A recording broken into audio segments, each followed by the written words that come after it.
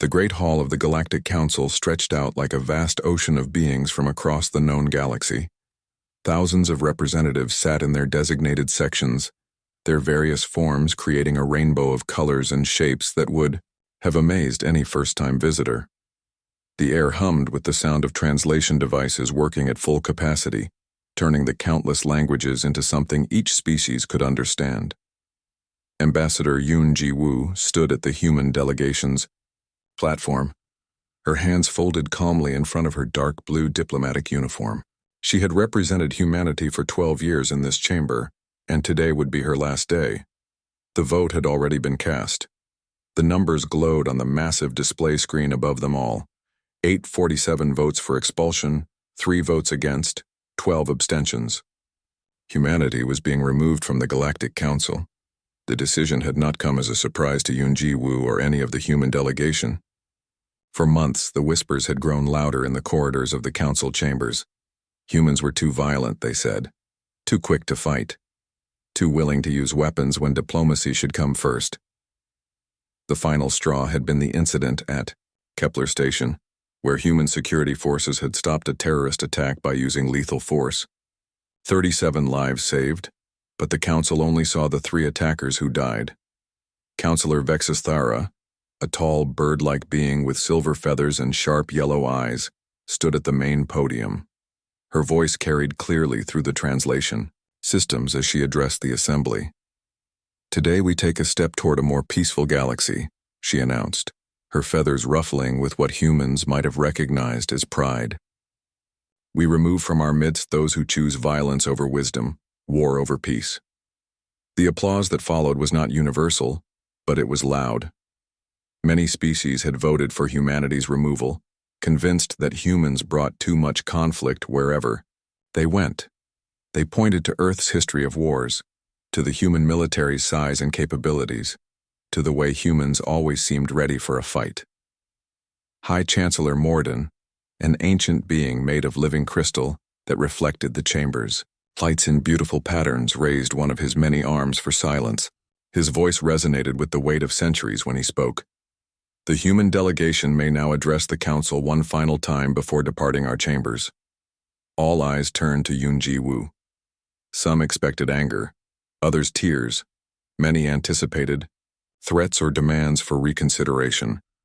Instead, the human ambassador simply bowed her head slightly in acknowledgement and spoke in a clear, steady voice.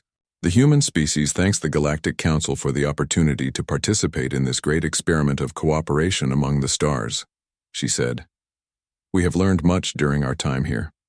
We hope that our presence has contributed something positive to the galaxy, even if our methods were sometimes different from those preferred by the majority." She paused, looking around the vast chamber at faces both familiar and strange. "We accept the Council's decision. Humanity will withdraw from all Council territories and activities immediately. We wish you all peace and prosperity in the times ahead." That was it. No arguments, no pleas for mercy, no threats of retaliation. The simplicity of it seemed to confuse many in the chamber. Vexithara's feathers flattened against her head in what her species displayed when uncertain. Even High Chancellor Mordun's crystalline form dimmed slightly, as if he had expected more of a fight. As Yoon Ji-woo gathered her materials and prepared to leave the platform, she activated her personal communication device. The signal went out instantly across space, reaching every human ship, station, and colony in Council territory. The message was brief. Protocol 7 is now in effect. All personnel return to designated rally points immediately. Maintain dignity and cooperation until departure is complete. Across the galaxy, humans began to move. On the trade station orbiting Altair Prime, Captain Lee Tae-min received the message while reviewing security reports with the station commander, a friendly, amphibious being named Glubtar, who had always appreciated human efficiency. Lee Tae-min's expression never changed as he read the message, but Glubtar noticed his stillness. "Something wrong, my friend?" Glubtar asked, his bulbous eyes showing concern. "I'm afraid our assignment here is ending," Lee Tae-min replied calmly. "My team will need to depart within the next few days. I'll send you the transition documents for the security protocols."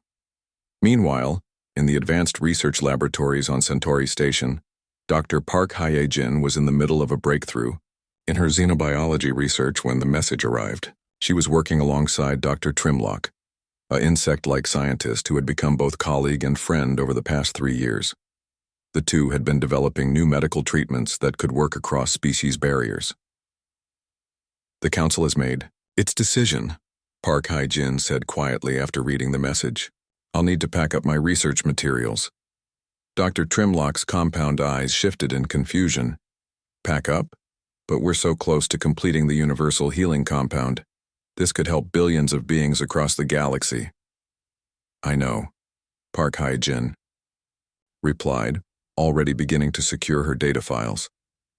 "But the research will have to continue without human participation. In the engineering sections of dozens of space stations and planetary facilities, engineer Choi Na-ri and her teams received similar messages. They had been the ones to design and build much of the infrastructure that kept Council space running smoothly: power generators, life support systems, defensive networks. Human engineering had quietly become essential to the daily operation of countless worlds.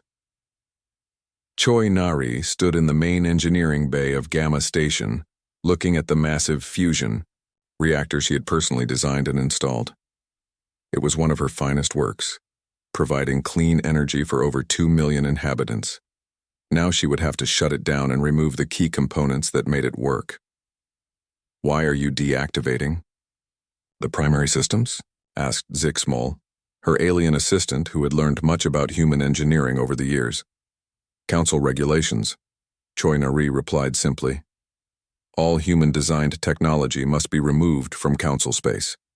You'll need to replace these systems with something else." Admiral Kim Dae-ho received the message aboard his flagship in the Outer Rim territories, where the human fleet had been conducting routine patrols against pirate activity. His ships were the most advanced in Council space, and his crews were known throughout the galaxy for their skill and dedication. The Admiral looked out at the stars and felt a strange sense of both sadness and relief. "Signal all ships," he told his communications officer. "We're going home." The withdrawal began immediately and proceeded with typical human efficiency. No protests, no delays, no sabotage of equipment they were leaving behind. Human personnel packed their belongings, completed their final reports, and said goodbye to alien colleagues who had become friends over the years. On dozens of worlds, alien beings watched with growing unease as humans simply vanished from their daily lives. The security guards who had kept the peace, the engineers who had maintained critical systems, the doctors who had treated patients of all species, they were all gone within days. Back in the Council chambers, Vexithera was already planning her next speech about the benefits of humanity's departure when Scholar Phyllis approached her. The aquatic being moved slowly in his environmental suit, his tentacles writhing with what those who knew his species recognized as worry. "Counselor Vexithera," Phyllis gurgled through his translation device, "I have been reviewing the data on human contributions to Council operations. Perhaps we should have studied this more carefully before making our decision." Vexthara's feathers ruffled dismissively. "What could those warmongers have contributed that we cannot replace? We are better off without their influence." But even as she spoke, the first reports were already coming in from the outer territories. Pirate attacks had increased. Trade routes that had been safe for years were suddenly dangerous. Systems that had run smoothly for decades were beginning to fail. High Chancellor Morden noticed these reports but dismissed them as temporary growing pains. The Council had made the right decision, he told himself. They would adapt. They would find new solutions. They were an advanced civilization, and they did not need humans to survive. In the depths of space, far beyond the borders of Council territory, humanity's ships gathered at predetermined coordinates. Admiral Kim Dae-ho's fleet was the last to arrive, their sensors already detecting strange energy signatures at the edge of known space, threats that the Council had never seen, dangers they had never imagined. The humans said nothing about these discoveries. They simply continued their journey into the unknown, leaving the Council to face whatever came next on their own. Behind them, The carefully maintained piece of the galaxy began to crack like ice under pressure, though none of the council members realized it yet. The silence of humanity's departure was deafening, but the real sound, the sound of consequences, beginning to unfold, had only just begun. 3 months had passed since the last human ship disappeared beyond the edge of Council space, and the galaxy should have been more peaceful. Counselor Vexithara had said so in her weekly broadcasts to the member worlds. High Chancellor Mordoon had assured everyone that the removal of human influence would bring a new era of harmony to their civilization. The mathematics seemed simple. Fewer violent species meant less violence overall. The reality was proving quite different from the mathematics. Captain Zorkek of the merchant vessel Star Trader had been running cargo between the inner worlds and the rim territories for 15 years. His route had always been safe, protected by regular patrols that kept pirates and raiders away from the shipping lanes. The human fleet had made these runs boring, which was exactly how merchant captains preferred them to be. Now, as his ship limped toward Nexus Station with hull breaches on 3 decks and half his cargo stolen, Zorkek wondered where those patrols had gone. The raiders who had attacked him moved with confidence as if they knew no help would come. They had been right. "Station Control, this is Star Trader requesting immediate medical assistance," Zorkek transmitted as his damaged ship approached the docking bay. "We have injured crew and need emergency repairs." The response came quickly, but it was not what he expected. "Star Trader, we copy your request, but our security teams are already dealing with 2 other pirate attacks in this sector today. Medical teams are overwhelmed. Please stand by. 2 other attacks in 1 day. In this sector alone." Zorkek had never heard such numbers before. When humans had patrolled these routes, a merchant might hear about 1 pirate attack per month across the entire outer rim. Something had changed, and it was not for the better. On Altair Prime, Glubtar was discovering just how much he had depended on Captain Lee Taemin and his human security team without realizing it. The amphibious station, Commander floated in his office tank, reviewing incident reports that seemed to multiply each day. Theft was up by 300%. Violent disputes between different species had become daily occurrences. The careful balance that had kept the diverse population of the station peaceful was breaking down. "Sir," his new security chief reported, through the watertight communication system, "we've had another incident in the commercial sector. A group of Thorian merchants got into a fight with some Ziltak traders over cargo rights. Without the human mediation protocols, we're not sure how to handle disputes between these species." Glubtar's eye stalks drooped with exhaustion. Lee Taemin had made these problems look effortless to solve.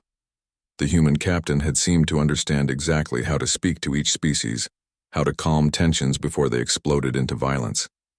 He had trained the station's security teams in techniques that worked across cultural barriers. "What did Captain Lee Taemin's manual say about Thorian Ziltak conflicts?" Glubtar asked. "That's the problem, sir," the security chief replied. "He took all his training materials with him when he left, said they were human proprietary methods." Centauri Station, Dr. Trimlock was facing his own crisis. The universal healing compound that he and Dr. Park Hyojin had been developing was 90% complete when she departed. He had continued the research alone, confident that he could finish the work without human assistance. The first test had been promising. The second test had been encouraging. The third test had killed all the subjects in ways that made no biological sense. Something was wrong with the formula, but Trimlock could not understand what. The human doctor had taken her research notes with her, leaving only the basic data that had already been shared with the Council's scientific archives. "Computer, display Dr. Park Hyojin's biological interaction matrices," Trimlock requested. "Access denied," the computer responded. "Those files have been classified as human proprietary research and removed from the database." Trimlock's mandibles clicked in frustration. Park Hyojin had not just been a research partner, she had been the driving force behind their breakthrough discoveries. Her understanding of cross-species biology was unlike anything he had encountered before. Without her insights, he was essentially starting over. The problems were not limited to individual stations or research projects. Across Council space, systems that had worked smoothly for years were beginning to fail in ways that no one had anticipated.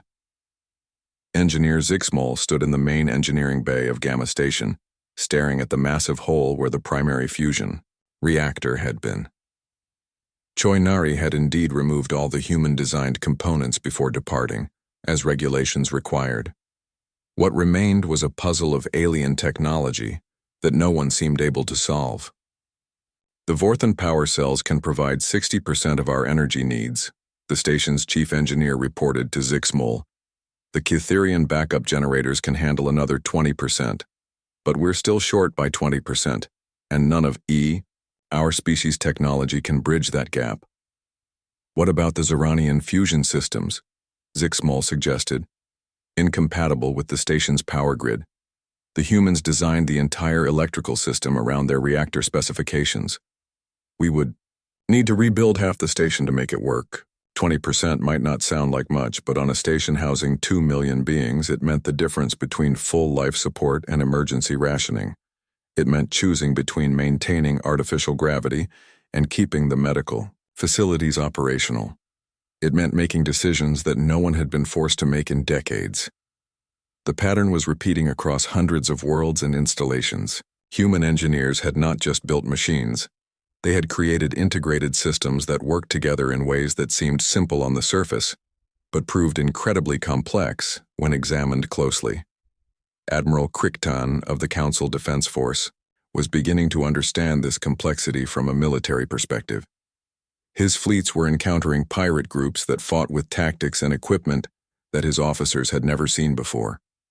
The raiders moved in coordinated groups, struck multiple targets simultaneously, and disappeared before reinforcements could arrive. How were the humans dealing with these tactics? Crichton asked his intelligence officer during their daily briefing. We don't have complete records of human anti-piracy methods, the intelligence officer reported. Their tactical databases were encrypted and removed when they departed. What we do know suggests they used some form of predictive deployment strategy, but the details were classified. Crichton's scales shifted color in a display of frustration that his species showed when facing unsolvable problems. The human fleets had made pirate suppression look routine. They had patrolled vast areas of space with seemingly small numbers of ships. Yet they had maintained better security than his much larger fleet was achieving now. In the council chambers, High Chancellor Morden was receiving reports that made his crystalline form dim with concern. The statistics were undeniable. Crime was up, trade was down, system failures were increasing, and member worlds were beginning to complain about the quality of life in council space. Perhaps we underestimated the humans' contributions, suggested Councillor Yelnara, a diplomat from one of the more thoughtful species. Nonsense, Vexthar interjected, her feathers bristling. These are temporary adjustment problems. We simply need time to adapt to our new circumstances. But Scholar Phyllis was not convinced. The aquatic being had spent the past 3 months diving deep into the archives, studying everything he could find about human activities in council space. What he discovered was troubling.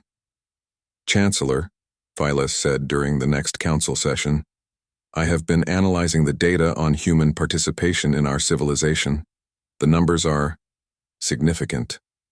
He activated a holographic display that showed trade route security statistics over the past 5 years. Human patrols covered 67% of our commercial shipping lanes, despite humans making up only 4% of council military personnel. Their efficiency rating was 4 times higher than the council average. The display changed to show infrastructure statistics. Human engineers designed or maintained 38% of our critical systems across all member worlds. Their failure rate was 94% lower than systems designed by other species. More data appeared: scientific research, diplomatic, mediation, emergency response, technological innovation. In every category, humans had contributed far more than their population percentage would suggest. This is impressive, High Chancellor Morden admitted, but it does not change the fact that humans were too quick to resort to violence. About that, Phyllis continued, tentacles writhing with what his species displayed when delivering unwelcome news. I also analyzed human use of force incidents over the past decade. In 96% of cases, human forces used violence only after other species had initiated combat. In the remaining 4%, their actions prevented larger conflicts from developing. The chamber fell silent. The data was clear, undeniable, and deeply uncomfortable for those who had voted for human expulsion. Vexathara's voice cut through the silence.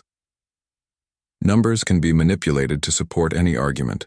The fact remains that humans were warlike and aggressive. We are better off without them. But even as she spoke, another report arrived from the outer territories. 3 more merchant ships attacked, 2 mining colonies raided, 1 research station destroyed. The first signs of the void swarm appeared as tiny distortions in space at the very edge of the galaxy, where the last stars gave way to the endless darkness between galaxies. The distortions were so small that they barely registered on the Council's long-range sensors, appearing as little more than background radiation fluctuations that could be easily dismissed as cosmic noise. Dr. Yithral, the Council's chief astronomer, noticed the readings during his routine analysis of deep space phenomena. The pattern was unusual, not quite regular enough to be a pulsar, not quite random enough to be natural radiation. Something was moving in the void between galaxies, and it was heading toward Council space. Computer, compare these readings to all known cosmic phenomena, Yithral requested from his observatory on the science world of Kepler 442b. No matches found in the database, the computer replied. Recommend extended observation period for pattern analysis. Yithral scheduled additional monitoring sessions, but his equipment was limited. The sophisticated early warning systems that had once monitored the galaxy's borders had been designed and maintained by human scientists. Dr. Park Hyejin and her teams had created a network of sensor stations that could detect threats months before they reached inhabited space. Those systems had been shut down and dismantled when the humans departed. 3 weeks passed before Yithral realized that the distortions were not just moving, they were accelerating. Whatever was coming from the void was approaching Council space at increasing speed. More disturbing still, the readings suggested that these were not ships or natural phenomena, but something alive. Council emergency alert, Yithral transmitted, to the central chambers on the capital world. Unknown biological entities approaching from extragalactic space. Request immediate consultation with xenobiology specialists. The response came back within hours, but it was not what he had hoped. Dr. Yithral, your request for xenobiology consultation has been noted. However, our primary xenobiology expert has departed Council space. Alternative specialists are being contacted. The alternative specialists were competent, but they lacked the deep understanding of exotic life forms that Dr. Park Hyejin had possessed. Her research into extremophile organisms and her theories about life in the cosmic void had been dismissed by many as too speculative. Now, faced with something that might have emerged from exactly those conditions, the Council's scientists found themselves unprepared. By the time the void swarm reached the outer sensor stations, it was too late for preparation. The entities moved like a tide of living darkness, consuming everything in their path. They did not destroy, they absorbed, taking matter and energy, and somehow converting it into more of themselves. The first world to fall was Kepler 438c, a small mining colony on the very rim of Council space. The planet had a population of 50,000 beings from various species, all working together to extract rare minerals from the planet's crust. It had been a peaceful world, so safe that it required only minimal security forces. Station Commander Veltar was reviewing mining quotas when his communications officer interrupted with an urgent report. Sir, we're receiving a distress signal from the outer monitoring post. They report some kind of dark cloud approaching their position. A storm? Veltar asked. Weather on Kepler 438c was generally mild, but the outer monitoring posts were in a more volatile region. No, sir. They say it's moving through space, not through the atmosphere. They report that it's consuming their equipment. Before Veltar could respond, the transmission from the monitoring post cut to static. Then the backup monitoring post went silent. Then the orbital communications relay stopped responding. One by one, the colony's connections to the outside galaxy were being severed. "Send an emergency transmission to Council Fleet Command," Veltar ordered. "Request immediate military assistance." The transmission was sent, but it would take 3 days for Council ships to reach their position. The colony had that long to survive on its own against a threat that no one understood. They lasted 18 hours. The void swarm engulfed Kepler 438c like a living shadow. The beings that made up the swarm were unlike anything in the Council's xenobiology databases. They seemed to exist partially in normal space and partially in some other dimension, making them nearly impossible to target with conventional weapons. They absorbed energy from weapons fire, growing larger and stronger with each attack. The colony's defense forces, trained in standard Council military doctrine, fought bravely but ineffectively. Their tactics had been designed for fighting other intelligent species, not for dealing with a collective entity that thought and moved as one organism. When the Council fleet finally arrived, they found nothing but an empty world stripped of all life and most of its mineral resources. Even the atmosphere had been thinned, as if something had consumed the gases themselves. Admiral Crichton stood on the bridge of his flagship, staring at the dead world through the main viewing screen. His scales had turned a deep blue, a color his species displayed when confronted with something completely beyond their understanding. "Any survivors?" he asked his tactical officer. "None detected, sir. No life signs, no technology, no structures.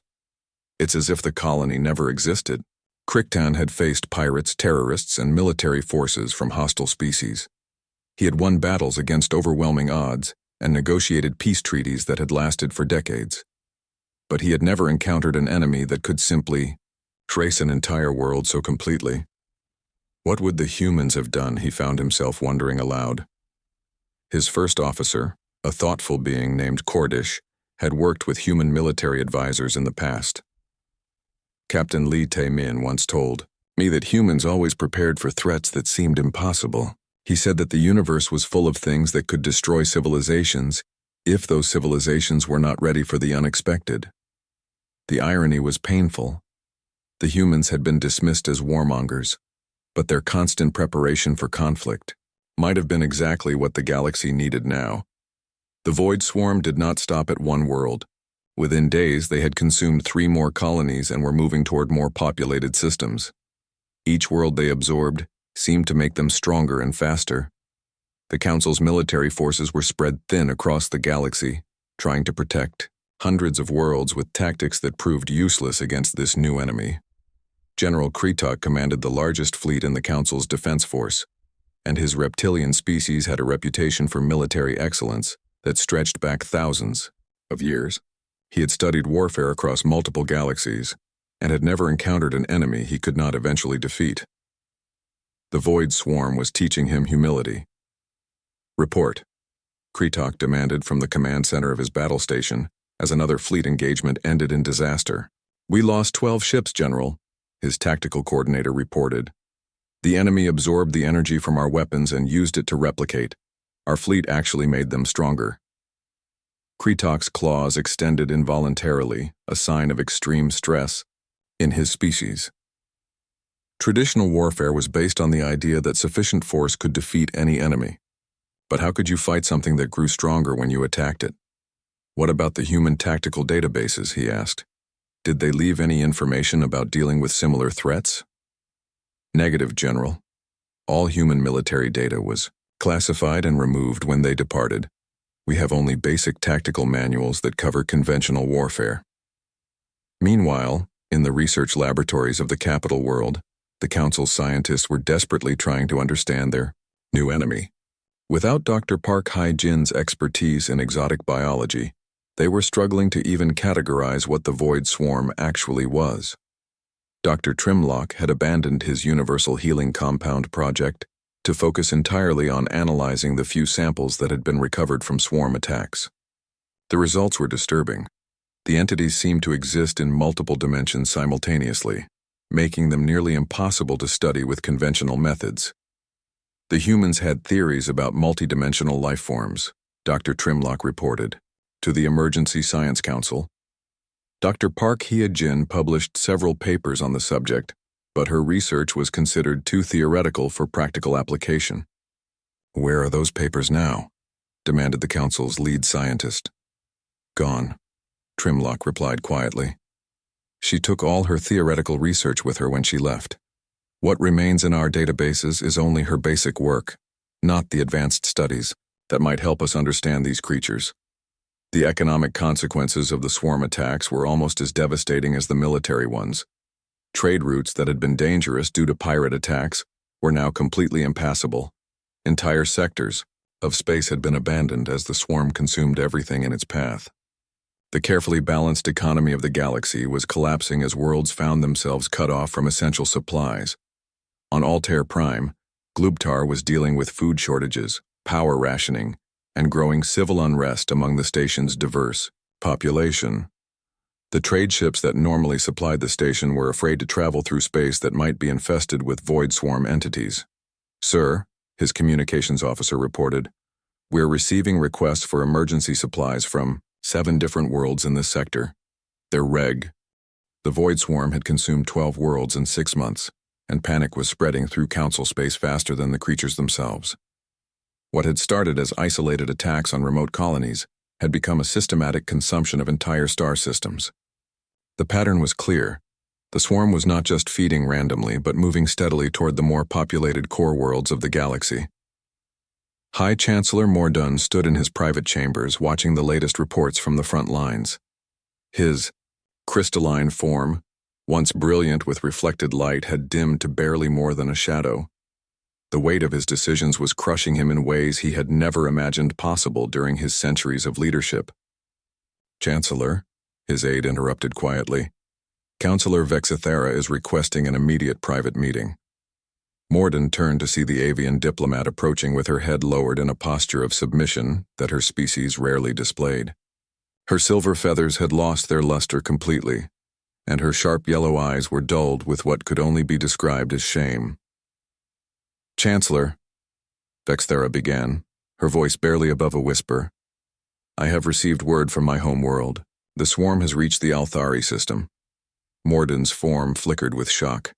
The Althari system was Vexithara's birth world, home to over 2 billion of her people. It was also one of the most heavily defended systems in Council space, protected by 3 separate fleets and an array of orbital defense platforms.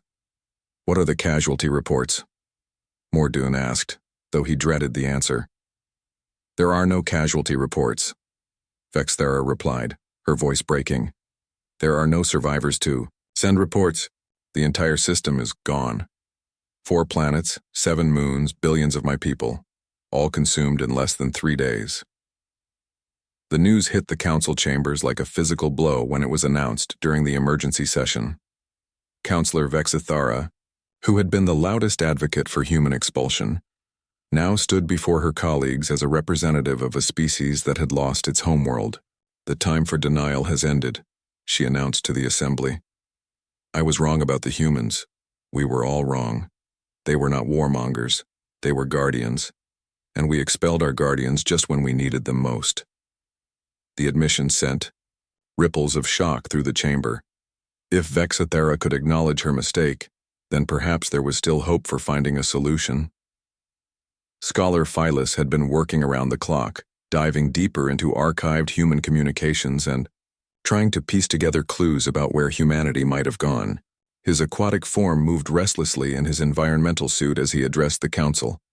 "I have been analyzing the final communications from Admiral Kim Dae-ho's fleet," he reported. "Their course took them beyond the galactic rim into regions that our star charts classify as empty space. However, I have detected energy signatures in those regions that suggest the presence of previously unknown star systems." "Are you saying the humans found new worlds?" High Chancellor Morden asked. "I am saying that the humans may have discovered something that our exploration missions missed," Phyllis replied carefully. "The energy patterns are unlike anything in our databases, but they are consistent with advanced civilization. General Kretok, whose military reputation had been shattered by his inability to fight the Void Swarm, stepped forward with desperation clear in his voice. Can we contact them? Can we ask for their help? All attempts to communicate with human ships have failed, Phyllis admitted. Either they are too far away for our transmission systems to reach, or they are choosing not to respond. The possibility that humanity was ignoring their calls for help was almost too painful to consider. The species that had once protected the galaxy was now beyond their reach, possibly forever. But fate had a different plan. Captain Zorkek, the merchant who had been one of the first to suffer from increased pirate attacks after human departure, was running a desperate cargo mission to the Vega system when his ship's long-range sensors picked up something unexpected. 3 vessels were engaged in combat near the edge of the system, and the energy signatures were familiar. "Computer, analyze those weapon patterns," Zorkek ordered from his captain's chair. "Analysis complete," the computer responded. "Weapon. Signatures match human plasma cannon technology. Configuration suggests destroyer-class vessels. Human ships. The first confirmed sighting since their departure 18 months ago." Zorkek changed course immediately, ignoring the danger of approaching an active combat zone. As his ship drew closer, the tactical display revealed a scene that made his heart race. 3 human destroyers were fighting something that looked like a smaller version of the Void Swarm, dark, writhing entities that absorbed energy and tried to replicate. But the humans were winning. The human ships moved with a precision and coordination that Zorkek had never seen before. They did not try to destroy the swarm entities with brute force. Instead, they used some kind of contained energy pulse that seemed to disrupt the creature's ability to maintain cohesion. The dark entities simply dissolved, their matter scattering harmlessly into space. "This is Captain Zorkek of the merchant vessel Star Trader," he transmitted on standard Council frequencies. "Human vessels, please respond. The Council needs your help."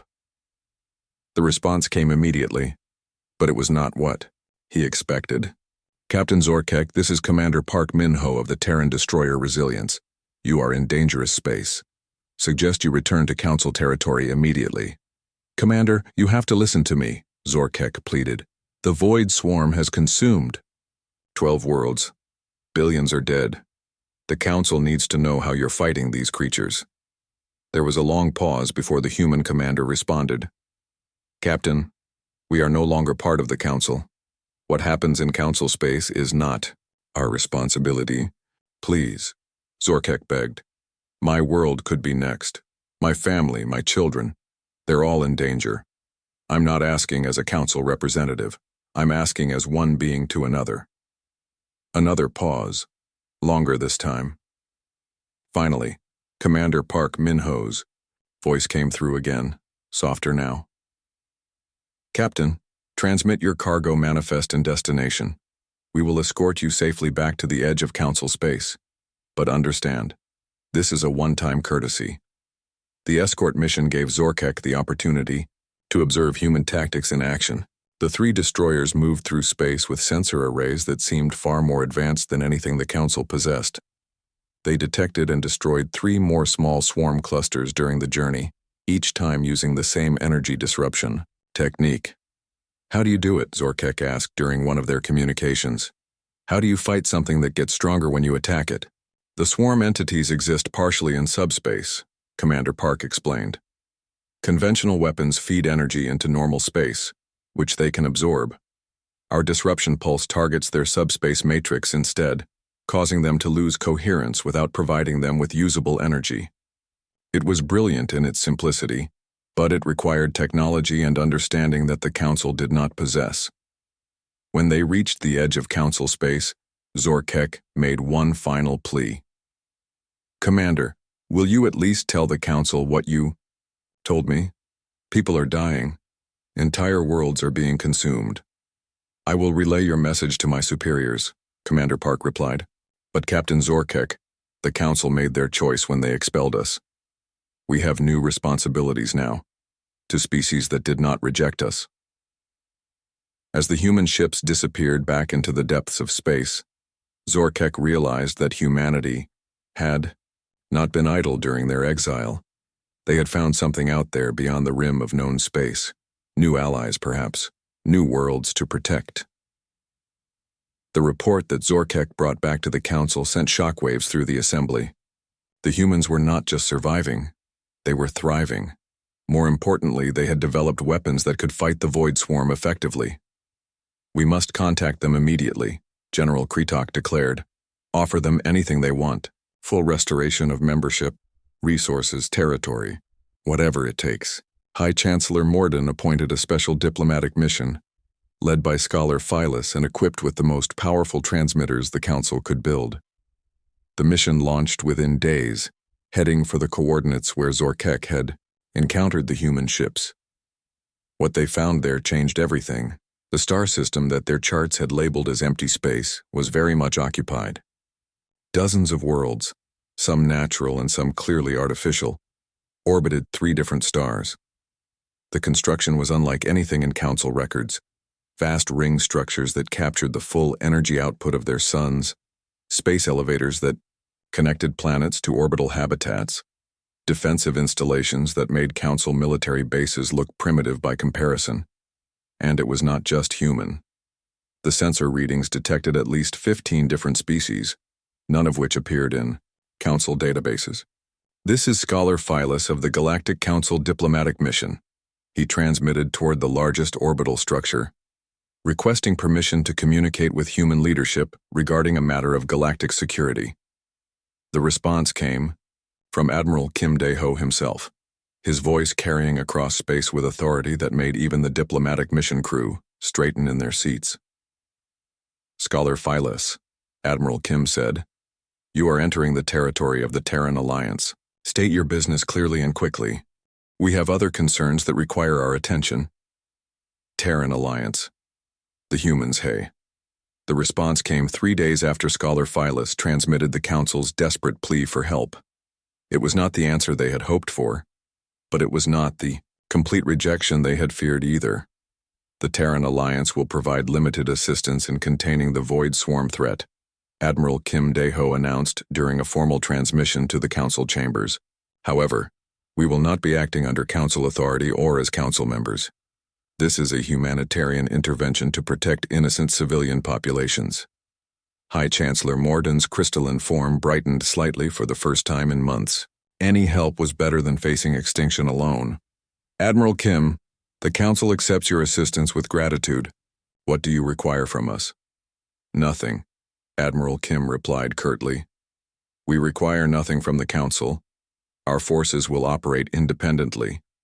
We suggest that Council fleets maintain a safe distance from our operations to avoid interference." The implications were clear. Humanity would save the galaxy, but they would do it without the Council's help or input. The species that had once been dismissed as primitive was now treating the galaxy's governing body as an irrelevant obstacle. The human response to the Void Swarm was unlike anything the Council had ever witnessed. Instead of massive fleets engaging in direct combat, small task forces appeared throughout the affected regions using tactics that seemed to defy conventional military thinking. Captain Lee Tae-min commanded one such task force, consisting of just 5 ships that moved through space like a surgical instrument rather than a hammer. His vessels appeared at the edge of the Kepler 442 system, where the Void Swarm had been consuming the outer planets for weeks. "Admiral Kim, this is Captain Lee Tae-min," he transmitted to the Alliance command ship. "Beginning containment operation at Kepler 442. Estimated completion time, 18 hours. 18 hours to deal with a threat that had consumed entire worlds." The Council observers monitoring the operation expected to witness either a miracle or a disaster. What they saw was something closer to artistry. Lee Taemin's ships did not attack the Void Swarm directly. Instead, they deployed a network of devices that created what could only be described as dimensional anchors. The swarm entities, which existed partially in subspace, found themselves unable to phase between dimensions. Trapped in normal space, they became vulnerable to conventional weapons. But the humans did not destroy them. Instead, they used containment fields to capture the entities and transport them to specially prepared vessels. Within hours, the massive swarm presence around Kepler 442 had been reduced to a few scattered clusters that were quickly contained. Containment operation complete, Captain Lee reported. Swarm entities secured for transport to deep space disposal sites. No civilian casualties. Dr. Park Hai-jin watched the operation from the bridge of the Alliance science vessel Discovery. Her expression calm but alert. She had spent the past 2 years studying the Void Swarm and other cosmic threats, developing techniques that the Council's scientists could barely comprehend. Status report on the captured entities? She asked her research team. All specimens, secured in dimensional isolation chambers, her assistant Dr. Kim Soo-jin reported. Ready for transport to the Void Research Station. The Void Research Station was one of humanity's most closely guarded secrets, a facility built in the space between galaxies where cosmic threats could be studied without endangering inhabited worlds. It was staffed by scientists from dozens of species that had joined the Terran Alliance, all working together to understand and counter the dangers that lurked in the cosmic dark. Engineer Choi Nari oversaw the technical aspects of the containment operation from her position aboard the Alliance engineering ship Prometheus. The dimensional anchor technology was her design, based on principles she had discovered while working with species that the Council had never even encountered. Anchor network stable, she reported to Captain Lee. Ready to begin Phase 2 operations. Phase 2 involved something that stunned the Council observers even more than the successful containment. The human ships began deploying permanent defensive installations throughout the affected systems, automated platforms that could detect and contain Void Swarm entities before they could establish a foothold. These installations will monitor the region for future incursions, Engineer Choi explained during a brief communication with the Council observers. They are gifts to the civilian populations of these worlds, not to the Council government. The distinction was important. Humanity was protecting the people, but they were not restoring Council authority or control. As news of the successful operation spread throughout Council space, the political ramifications became impossible to ignore. Species that had voted for human expulsion were now witnessing humanity's return as saviors rather than supplicants. Ambassador Yoon Ji-woo, now serving as Secretary General of the Terran Alliance, addressed the Council for the first time since humanity's departure. She stood on the same platform where she had once accepted expulsion with quiet dignity, but everything else had changed. Honored delegates, she began, her voice carrying new authority. The Terran Alliance has successfully contained the immediate Void Swarm threat to civilian populations in Council space. However, this represents only a temporary solution to a much larger problem. She activated a holographic display that showed the galaxy and the regions beyond it. Dark areas marked zones where cosmic threats lurked, while blue areas showed Terran Alliance territory and defenses. The universe beyond this galaxy contains dangers that the Council has never imagined, Yoon Ji-woo continued. The Void Swarm is relatively minor compared to some of the entities we have encountered. The Terran Alliance has spent the past 2 years building defenses and alliances to protect against these threats. The implications were staggering. While the Council had been congratulating itself on expelling humanity, the humans had been discovering and preparing for cosmic dangers that could destroy entire galaxies. The Alliance currently protects 47 species across 12 star systems, Ambassador Yoon announced. We have established defensive networks that monitor threats from beyond the galactic rim. We have research facilities dedicated to understanding cosmic-level dangers. Most importantly, we have built a civilization based on cooperation and mutual protection, rather than exclusion and prejudice. Councillor Vexithara, whose own homeworld had been saved by human intervention, rose from her seat with visible effort. Secretary General Yoon, does the Alliance have any interest in rejoining the galactic community? The question hung in the air like a challenge. Everyone in the chamber understood that humanity held all the advantages now. They could name any terms, demand any concessions, claim any territory they wished. Ambassador Yoon's response surprised them all. The Terran Alliance has no interest in rejoining the Galactic Council, she said simply. However, we extend an invitation to any species that wishes to join a truly inclusive galactic civilization. Our membership requirements are simple: respect for all sentient life, commitment to mutual defense, and willingness to face the unknown together. The offer was breathtaking in its audacity. Humanity was not asking to rejoin the Council. They were inviting the Council's members to abandon their old government and join something better. High Chancellor Morden's crystalline form dimmed as he realized the full scope of what was being offered. Are you asking us to dissolve the Galactic Council? I am offering individual species the opportunity to join a civilization that values their contributions rather than dismissing them. For being different, Ambassador Yoon replied. What you do with the Council is entirely your decision. The debate that followed lasted for days. Species after species rose to speak, sharing their experiences with both the old Council system and the brief glimpse they had seen of the Terran Alliance's capabilities. Scholar Phyllis presented data that showed the Alliance's technological advancement, military effectiveness, and economic prosperity. In 2 years, humanity has built something that surpasses what we achieved in centuries, he admitted. Perhaps it is time to acknowledge that our approach was flawed. General Krytok, his military pride deeply wounded by his failures against the Void Swarm, spoke about the Alliance's defensive capabilities. They do not just react to threats, they anticipate them. They have turned defense into an art form that we never mastered. The turning point came when Dr. Trimlock presented his analysis of Alliance scientific achievements. The Terran Alliance has made more breakthrough discoveries in cosmic biology in 2 years than the Council made in the past century, he reported. Their research stations are studying phenomena that we never knew existed. One by one, species began to withdraw from the Council and petition for Alliance membership. The Althari, whose homeworld had been consumed by the Void Swarm, were among the first to request protection under the Alliance banner.